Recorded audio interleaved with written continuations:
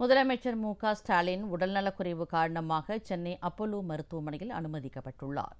இதையடுத்து அவரது திருப்பூர் மாவட்ட பயணம் உள்ளிட்ட நிகழ்ச்சிகள் ரத்து செய்யப்பட்டன. காலை வழக்கமான நடைபயிற்சியின் போது முதலமைச்சர் ஸ்டாலினுக்கு லேசான தலைசுற்றல் ஏற்பட்டுள்ளது. இருப்பினும் அண்ணா அறிவாலயத்தில் அன்வர் ராஜா கட்சியில் இணைப்பு, சிபிஎம் சண்முகம் சந்திப்பு, மீனவர்கள் சந்திப்பு ஆகியவற்றை முடித்துக்கொண்டு மருத்துவ பரிசோதனைக்காக அப்போலோ மருத்துவமனைக்கு சென்றார்.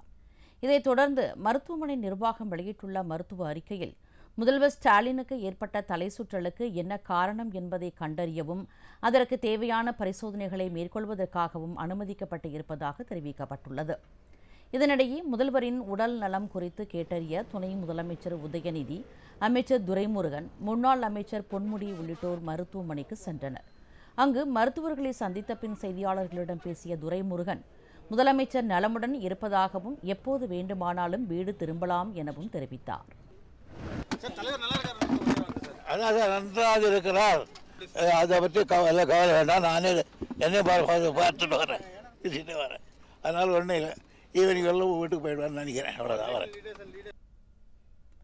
முதலமைச்சரின் உடல்நிலை குறித்து நடிகர் ரஜினிகாந்த், மக்கள் நீதி மய்யம் கட்சித் தலைவர் கமலஹாசன் ஆகியோர் தொலைபேசியில் தொடர்பு கொண்டு கேட்டறிந்தனர்.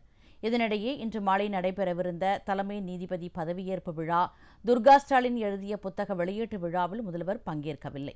நாளையும் நாளை மறுநாளும் திருப்பூர் மாவட்டத்தில் ஸ்டாலின் பங்கேற்க இருந்த அரசு மற்றும் கட்சி நிகழ்ச்சிகள் அனைத்தும் ரத்து செய்யப்பட்டுள்ளன.